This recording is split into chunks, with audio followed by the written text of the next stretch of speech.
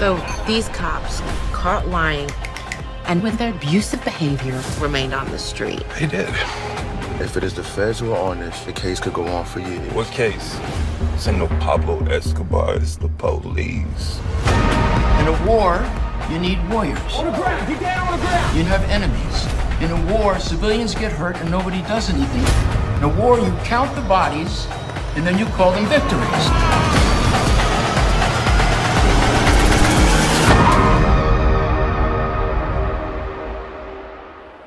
Aren't you angry?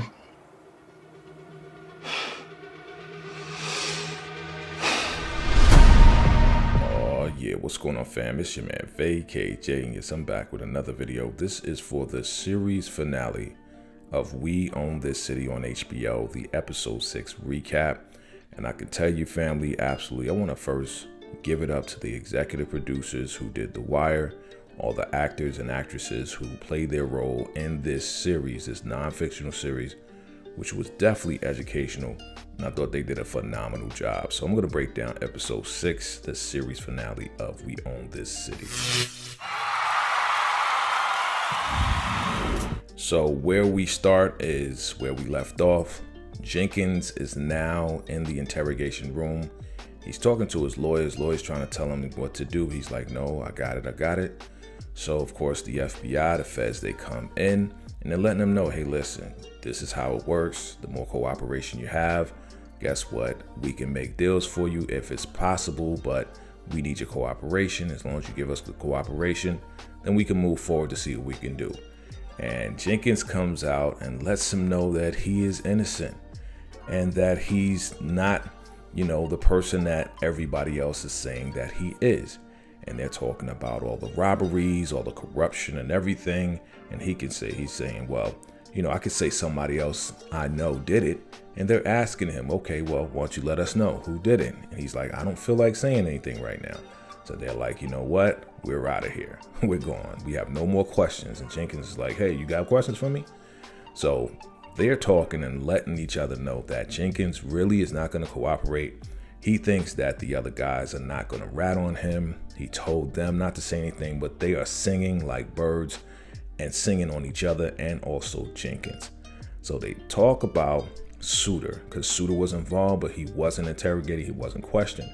So they bring Suter in and they're letting him know, listen, anything you know about what happened because you were on the force and you were around when these arrests were being made and you were around when that whole accident happened, when Jenkins was chasing after that person. And they said that the product wasn't in the car initially, but you found it and there was a report with your name on it. And the biggest concern that Suter has really is he's gonna lose his job. And that's the last thing he needs to be thinking about at this point, because he also can be indicted, even though they're treating him like a witness. But the more cooperation, of course, the better off it will be. But he's definitely not feeling this. So now we see the deputy commissioner and the chief of police, and they're talking and putting together a whole letter or whatever just to make themselves sound good and make it sound good that the police are doing the best that they can. But even the deputy police officer is just like, this sounds like some hogwash, right? So again, he's about to be out of here. So now we see Jenkins and the crew and they're chasing after this guy. He throws a strap on the ground behind the garbage and they finally catch up with him, right? For whatever reason, he's running. You already know he possibly has something on him, right? So they find the strap, they get the strap off the street, and Jenkins is talking to the guy, just trying to reason with him to, have him tell them exactly what's going on with him. Why was he running? Why was he doing all this and that? And he's saying, listen, this is Baltimore. Everybody needs to have a strap. Everybody needs to protect themselves because it is Baltimore. And Jenkins seems to be trying to be reasonable with the guy. He's like, can I make a phone call so I can get this bell started? He gets the guy's phone to try to help him make a call.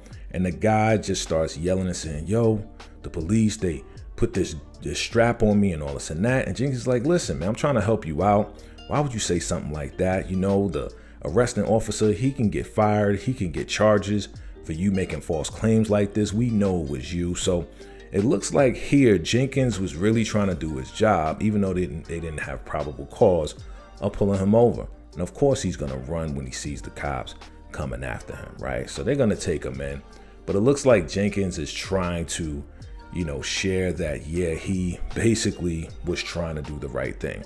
Even though we all know from all these episodes, yes, he's very corrupt in what he's doing. And yes, his lawyer's like, man, there's nothing I can do at this point because you're not even trying to cooperate with the feds. And they have more than enough evidence to go against Jenkins. They're just waiting for him to really just confess. But he's not going to do it. Of course, Jamel, Gondo, all of them are basically still singing on each other.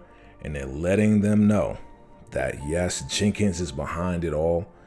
And they participated in it, but Jenkins was the one that was heading everything.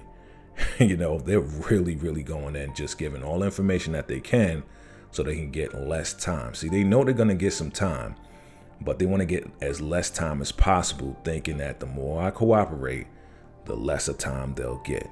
But they are truly singing on Jenkins and everything. And yeah, Jenkins told them not to say anything, but these guys are singing like birds. So of course they're asking about all the other incidents that was happening.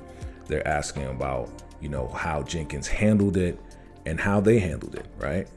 But they took the money. They admit to taking the money when they found the money. But they mention your boy Jenkins's boy, who absolutely was selling the product that Jenkins was bringing him.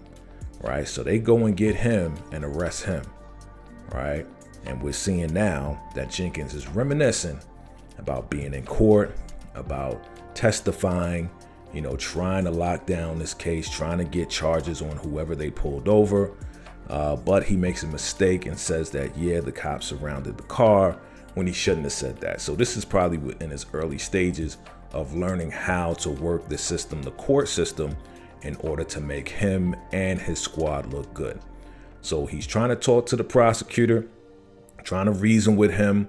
And they're like, listen, man, we are hearing a lot about you. He's telling Jenkins, we see that you're corrupt and we don't want to have anything to do with any corrupt cops, right? So he's letting Jenkins know back then that, hey, listen, man, you got a bad rap. You got a bad reputation. We don't want anything to do with any of that. So either you clean it up or find a way to make it work, right? So he's reminiscing about everything that he was going through, every loophole that he can find, right? So now we see Nicole Steel talking to the guy who was teaching, the young cops, how to get into everything, probably was working with the academy and everything. And they're just talking about how basically, yes, he's upset about how corrupt the department is, how corrupt the sergeants are, the chiefs are, like everything is corrupt. And he is asking her, are you saying that you guys at the Department of Justice are basically going to say that each and every department that you guys represent is corrupt? Are you going to yell that from the mountaintops, right? So now we see the chief of police, Davis, talking to the mayor, the new mayor, right? And they're talking about making cuts. But the chief is like, listen, we got overtime. We need more overtime so we have more police on the street.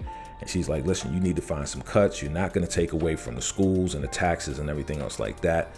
We already pretty much paid a $6 million settlement for the Freddie Gray death to the family of Freddie Gray. So they got $6 million. But she's like, listen, find the cuts and make sure that you have police on the street. So now we see that poet. You remember the poet from a couple of episodes ago? He was talking to Nicole Steel. And basically they're having a chat.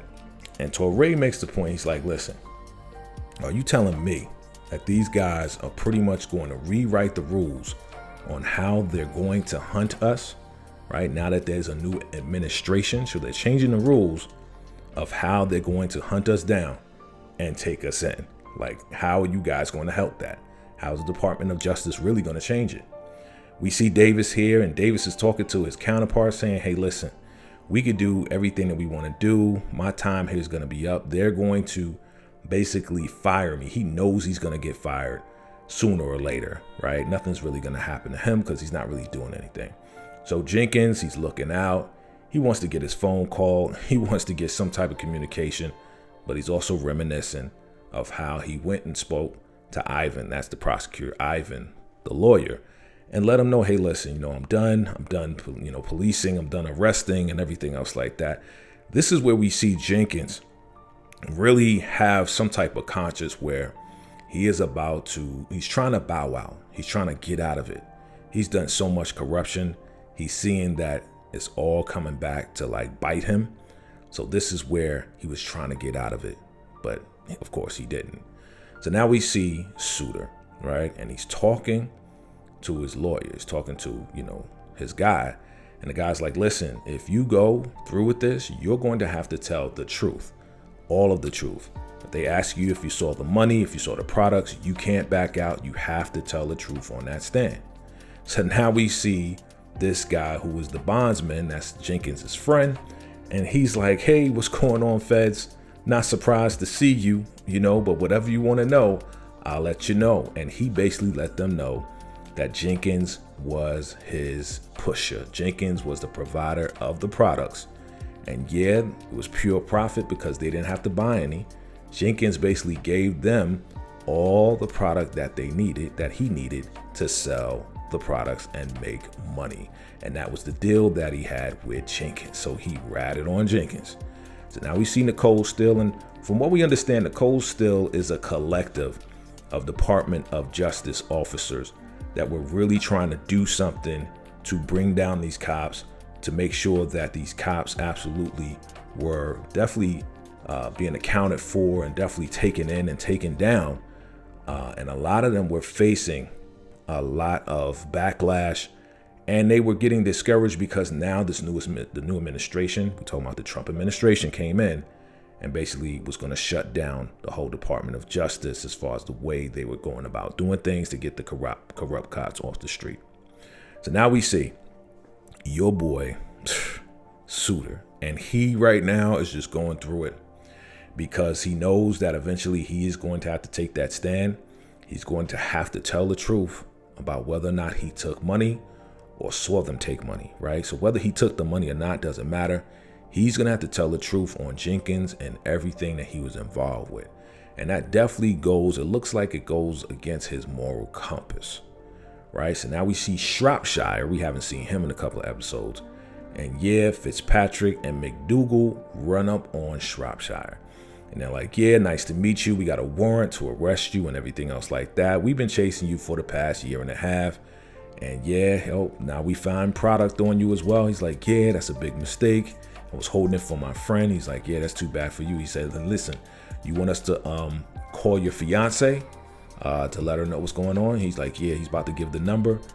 And Fitzpatrick is like, yeah, we already got the number, McDougal's like, we already got the number. Yeah, we've been tapping your phone for a while, right?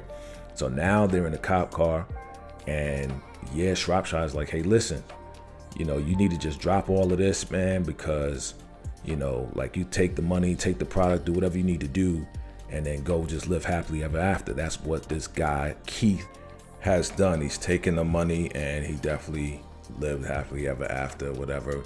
So that's what these cops are doing. So they're talking about exactly what happened with this guy, Keith, and how Keith was the one that brought the strap to help save Jenkins, who falsely arrested this guy that he said pointed a strap at him. All right, so now we see Jenkins. He's with his chief. He's with his captain. And he's saying that he wants to bow out.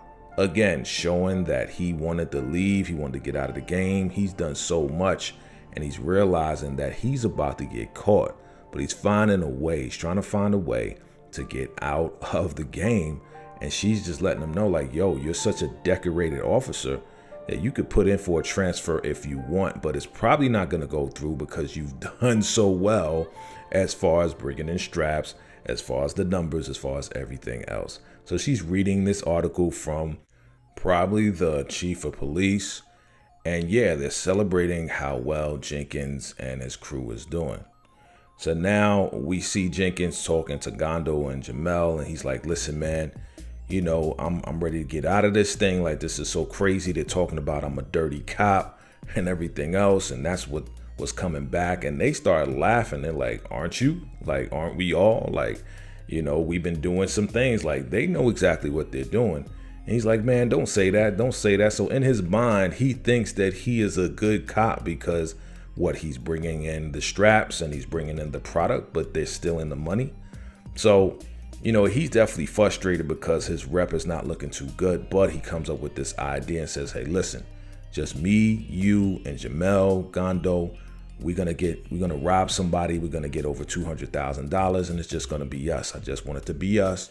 Just us three. We go in and we do what we got to do to get the bread, right? So, of course, Gondo's looking at Jamel and they're like, yo, we're with it. Let's make it happen. So, you know, they're making their own little deals on the side. And yet, your boy Jenkins is just reminiscing about all the bad things that he's done, but he's justifying it by saying that he's doing police work. Now, we see an article that the bondsman arrested for, you know, the corruption of the cops in the city. He is cooperating, and that's Jenkins' boy. And now Jenkins is like, hey, don't I get a phone call? He's trying to call his lawyers, trying to call his boys, trying to call anybody that he can because, yes, his boy's about to give him up. So now we see Suter, and he's talking to, you know, the feds, and he's like, hey, listen, you need to come in. So he's pouring coffee. He's nervous. Like, he seriously does not want to do this. He doesn't want to do it because he knows too much, right? He knows too much. So him and his boy, they're about to go hit the beat, hit the block, and they definitely have to go to this appointment. So his boy is going to take him over to the appointment. So now we're at the courthouse, right? District court. And we see guys on the stand. We see public defenders trying to defend these guys, and the city's going after them, right? We see the judge there. And we see Nicole Steel and Ahmed. And he's like, well, what are we doing here? Why are we here at the district court? And she's like, yeah, just watch. Just see what's going on. Just watch how things move here. And she's basically telling him like, yo, this is what we're fighting for. We're fighting for a system that is already set up to take away from people that don't have anything from the start, right? So they're stripping them of everything. And he's like, I thought you said you wouldn't make this like your everything, right? She is just realizing that all of her effort, all the effort that she's putting in with the Department of Justice is of no use. It's not working. It's not helping. It's still going to keep going with the system. So now we see Suter on the block. They're going down and Suter says, what's that in the alleyway, right? So he points to the alleyway. They get out to look and see. Meanwhile, he's getting messages from, you know, the lawyers and everything saying, hey, listen, you need to come in and talk. We got an appointment at this time, and then you need to testify and everything else like that. So he's just looking around, kind of stalling.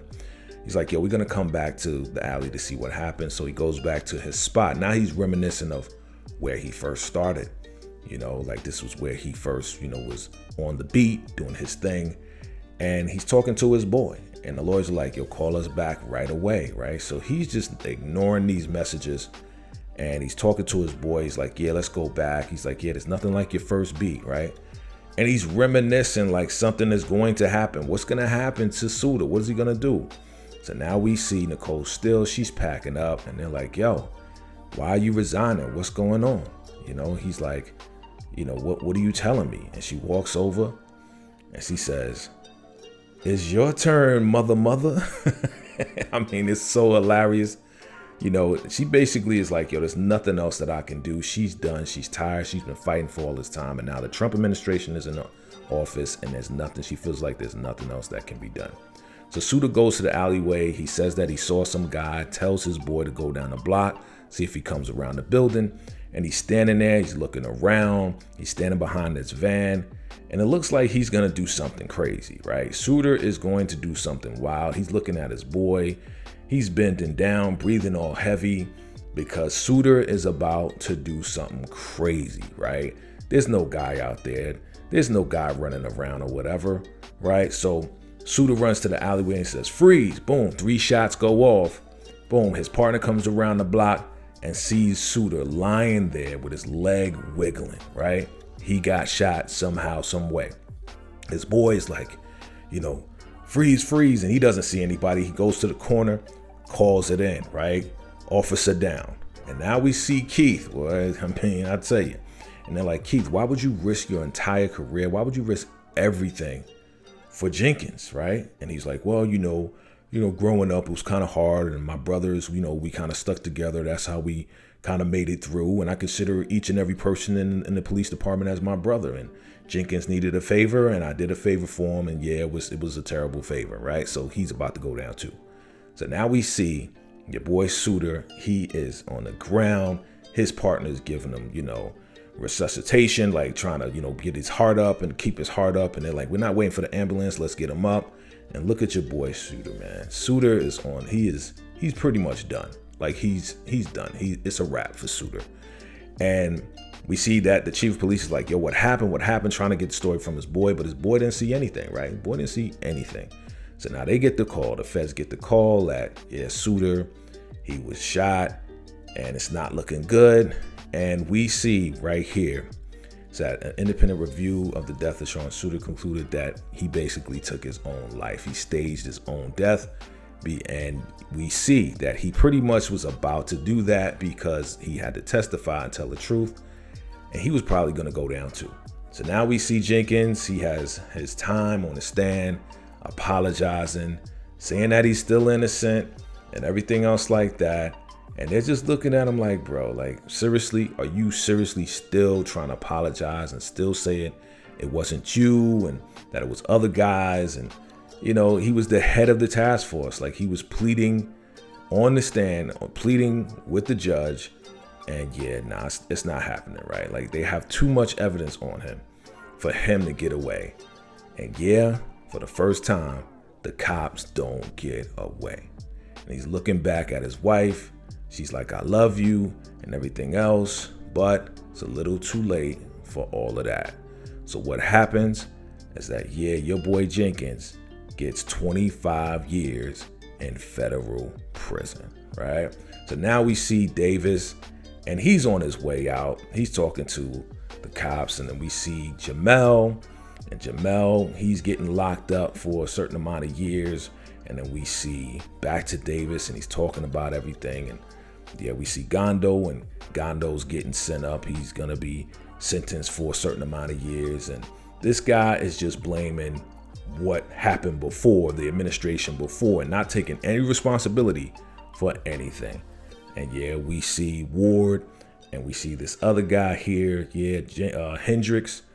Yeah, they're getting locked up as well, but not for as much. I think they got like 7 years or something like that because they did cooperate and everything, right? So again, Davis is just talking out the side of his face. And this guy right here, man, Allers did not cooperate at all. And I believe he got like 18 years because he didn't cooperate at all, didn't say anything. And they're just questioning Davis. They're going back and forth from Davis to the courthouse. And it's like, yeah, we're going to do our best to crack down. Davis was a whole bunch of BS. Like, he was not trying to lock anybody up, lock any of his boys in blue up, because they were all down with each other. And you'll see at the end what I mean, that they were all down with each other from the start. So now the new mayor going to bring in a new chief of police, and he's like, yeah, we have zero tolerance of this, and we're going to do these programs and everything else like that. And after all of this happened, yes, guess what? More deaths were coming through, right? More deaths were coming through. The mayor, the new mayor, she's trying to do her best. And we see Herschel. Herschel's there, and they're like, yeah, well, Herschel, while he did not take the product, he did take the money, but he just didn't hand it in, right? He just didn't hand it in, but he got locked up too. So with all that being said, more deaths on the street. In fact, crime and everything went up after all of this happened. 300 slayings in the year of 2015 happened after everything went down, right? After everything went down. So now we see your boy Jenkins reminiscing again. We're going back to the beginning, right? This is what happened in the beginning of him going into that house. And this is the beginning of where Jenkins really started to get corrupt. As soon as he saw that money, as soon as he saw that product, as soon as he saw the opportunity, this is the incident right here where everything changed for Jenkins and the way that he looked at policing. And yeah, I mean, it was already in him to do this, and that's exactly what he did. So when he opened that closet up and he was looking all strange, right? You remember this, right? From the first episode, looking all wild, like, yo, what is this? This is what he was looking at. a bag full of products and money, right? And guess what? He told your boy Hendrix to close the door, put his foot on it, and this was the first time that Jenkins stole money and shared it with Hendrix, and Hendrix was taking it, talking all that jazz, talking about, yeah, I'm gonna get some girls and they're gonna be hating on me and all this and that. I'm gonna do what I want. He's like, shh, calm down, like, you know what I'm saying? Like, just put the money away. And this was the beginning. And now he is reminiscent of everything that he has done. But he is locked up in federal prison, right? But he's not on Gen Pop, right? He's not in the general population. And they're like, yeah, we can't wait to put you in general population, so we won't have to babysit you. So a guy recognizes him and says, yo, you're that Baltimore cop, right? He's like, yeah, the best that ever done it. I'm the best. And he goes out there, he gets a half an hour of daylight, meaning that it's just him on the yard, but in the background, they're like, yo, that's that cop. That's that cop. We gonna get you. And then he's still reminiscing, talking to his captain and saying that he's not gonna transfer and everything else like that. So he had an opportunity to transfer, but he didn't. The money was too good. And then they take it all the way back to the beginning. They bring it all the way back. And now we see Herschel was at that class, that orientation class. We see Suter was at that class, right? We see Jamel, right? We see all of these guys. They were there listening, right? It's basically like they were all there, even though they were recruited at different times, but they're taking it back where Gondo was there, right? They were all taught under this guy. This guy Jenkins had his own little philosophy. Even Sergeant Fries, that's Sergeant Fries right there, right? He became sergeant. And even Keith was there, and the deputy commissioner, right? This is when they were all cops and they were all getting down with this. So basically what they're showing us is that, yeah, no matter what, they were all part of the same gang. They were all part of Jenkins' whole gun task force squad, and they were all down with each other. Even the Chief Davis, they were all down with each other, right? Even though they weren't initially in that class, they were all under and following this guy Jenkins and all the corruption and everything. And they stand up and give him a round of applause. This is all going on in his mind, right? These are all the people that he connected with, all the people that he did all the corruption with, right? And they're cheering him on. And he is having that one last standing ovation, that feeling of just being appreciated, like he's the man, right? You know, that was his whole thing. He just always wanted to be the man, always wanted to, you know, get all the money and then take care of his boys.